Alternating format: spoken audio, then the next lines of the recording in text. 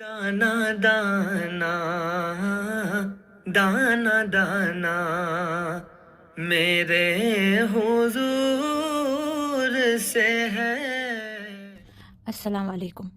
મેં ન્યુટ્રિશનિસ્ટ છું, તો મારું કામ બસ એટલું જ નથી ચેક કરવાનું કે આપ શું જમો છો, પણ એમ પણ છે કે જમન કहाँ પાકે છે. કિચન ખાલી એક રૂમ નથી, પણ એ ઘણો જ મોટો ફેક્ટર છે જે ડિસાઇડ કરે છે કે જે જમન પાકે છે એ હાઇજિનિક અને હેલ્ધી છે. આજ अपन સ્માર્ટ કિચન્સ પર ડિસ્કશન કરીશું. સ્માર્ટ કિચન એટલે શું? એ ગેજેટ્સની વાત નથી, એ સેહત, સફાઈ અને ન્યુટ્રિશનની વાત છે. તો સ્ટાર્ટ કરીએ. વેજીટેબલ હોય યા કોઈ પણ ફૂડ આઇટમ હોય, એ ઈધર એના વાઇટામિન્સ રિટેન કરશે યા લૂઝ કરશે. આ ડિપેન્ડ કરે છે કે ફૂડ આઇટમ કેવી રીતે સ્ટોર થાય છે, કેવી રીતે ધોવાય છે અને કેવી રીતે પાકે છે. એક સ્માર્ટ કિચન એ રીતે ડિઝાઇન્ડ હોય કે જેમાં આ સગલું બાય ડિફોલ્ટ હોય, નોટ બાય ચાન્સ. તો સ્માર્ટ કિચન કેવું હોવું જોઈએ? થોડા ઇમ્પોર્ટન્ટ પોઈન્ટ્સ છે. હર કામ લીધે અલગ જગા, મસલન સ્ટોરિંગ, જેમ કે ડ્રાય ફૂડ આઇટમ્સ અને ચિલર ફૂડ આઇટમ્સ અલગ હોય. વેજીટેબલ ધોવાની અને કટ કરવાનું એરિયા અલગ હોય. નોનવેજ ફૂડ આઇટમ્સ અલગ રખાય. સફાઈ હોય, હવા ઉજાસ, સાફ પાણી, બરાબર લાઇટિંગ અને વેન્ટિલેશન હોય, અને પેસ્ટ કંટ્રોલ. આ સગલી ચીજો જમનની ક્વોલિટી અને સેહત પર અસર કરે છે. સૌથી પહેલાં પકાવવા લીધે અલગ જગા હોવી જોઈએ. જ્યારે કુકિંગની પોતાની અલગ જગા હોય ત્યારે ટેમ્પરેચર કંટ્રોલમાં રહે છે, તેલના છીટા પણ કંટ્રોલમાં રહે છે, અને મોસ્ટ ઇમ્પોર્ટન્ટ ક્રોસ કન્ટામિનેશન કમ થાય છે. ન્યુટ્રિશનની નજરથી જોઈએ તો કંટ્રોલ ટેમ્પરેચરમાં જમનની ક્વોલિટી ફાઇન રહે છે. હવે अपन આવીએ અલગ કટિંગ અને ચોપિંગ એરિયાઝ પર. આ ફક્ત સિમ્પલ વાત લાગે છે, પણ અસલમાં એ ન્યુટ્રિશન અને સેફટીની વાત છે. એક જ સરફેસ યા ટેબલ ઉપર ગોશ, ચિકન અને વેજીટેબલ્સ સાથે કટ કરવાથી બેક્ટેરિયાઝ જેમ કે સેલ્મોનેલા, ઇકોલાઈ એકબીજા ફૂડમાં મિક્સ થાય છે, જેનાથી ઘણા ફૂડબોર્ન ઇલનેસીસ થાય છે. Nonveg and veg cutting boards અને ચોપિંગ એરિયાઝ અલગ હોવા જોઈએ. જેમ કટિંગ એરિયા હોય એમ જ વોશિંગ એરિયાઝ પણ. યહાં પણ અલગ રાખવું જરૂરી છે.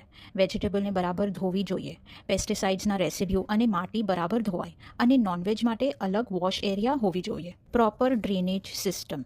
કિચનમાં પાણી ઊભેલું રહેશે તો એ બેક્ટેરિયા અને પેસ્ટ વાસ્તે બ્રીડિંગ ગ્રાઉન્ડ બની જાય છે.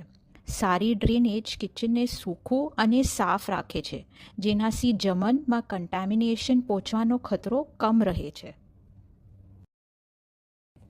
High pressure jet spray cleaning વાસ્તે. સારી હાઈ પ્રેશર જેટ સ્પ્રે હોવી જરૂરી છે, જેનાથી વાસણ અને સરફેસ એરિયા યા ટેબલ્સની સફાઈ બરાબર અને હંમેશા થઈ શકે. સ્ટોવ અને ગેસની મેન્ટેનન્સ. સ્ટોવને બરાબર મેન્ટેન કરવાથી ગરમી બરાબર અને કન્સિસ્ટન્ટ મળે છે, મતલબ ખાવાનું બરાબર પાકે છે, ના બળી જાય ના કાચું રહી જાય. કિચનના વેન્ટિલેશન યાની કે ચીમની, એક્ઝોસ્ટ ફેન્સ યા બારીઓ, દરવાજા, આ પોઈન્ટનું ખાસ ખ્યાલ રાખવું જોઈએ. વેન્ટિલેશન બરાબર ના હોય તો સ્મોક યા કે સ્ટીમ કિચનમાં જ રહે, જેનાથી કિચનમાં કામ કરનારને શ્વાસની તકલીફો થાય છે. સાફ પીવાનું અને પકાવવાનું પાણી. આ આજની સૌથી ઇમ્પોર્ટન્ટ પોઈન્ટ છે. ખાવા પીવાને લીધે સાફ પાણી હોવું જરૂરી છે. એનામાં કોઈ છૂટ નથી. ગંદુ પાણી ઘણા ગેસ્ટ્રોઇન્ટેસ્ટિનલ બીમારીઓનું એક મોટું કારણ છે, અને એ જમનને પણ અસર કરે છે. કેટલું પણ હેલ્ધી જમન હોય, પણ પાણી જ અછું નહીં હોય તો એ જમન હેલ્ધી ના કહેવાય. કિચનની લાઇટિંગ, ફ્લોર્સ અને વોલ્સ. કિચનમાં લાઇટિંગ, ફ્લોર્સ, વોલ્સ એવી હોય જે સાફ રાખવામાં સહેલાઈ થાય. સાફ કિચન હોવાના સબબ ધૂળ અને પેસ્ટ ઇઝીલી દેખાઈ જાય છે અને મિસ આઉટ નહીં થતી. ફાયર સેફટી, પ્લમ્બિંગ અને electrical points.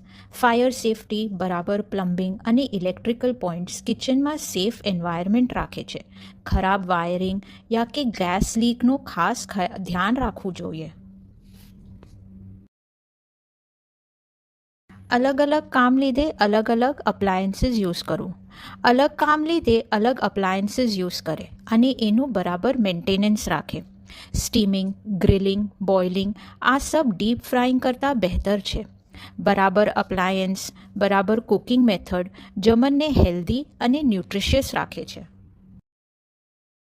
Regular paste control. Regular paste control કરવું ઘણું જ જરૂરી છે. પેસ્ટ અનાજ, મસાલા અને ફૂડ સ્ટોરેજને કન્ટામિનેટ કરે છે. પેસ્ટ કંટ્રોલ ફક્ત સફાઈ નહીં પણ ફૂડ આઇટમ્સના ન્યુટ્રિશનલ વેલ્યુને પણ મેન્ટેન કરવા વાસ્તે જ ઘણું ઇમ્પોર્ટન્ટ છે. આ સ્લાઇડ્સમાં પિક્ચર્સ બતાવવામાં આવ્યા છે જેનાથી સ્માર્ટ કિચનની ડિઝાઇન અને સેટઅપ કેવી રીતે હોય એ માલુમ પડે છે.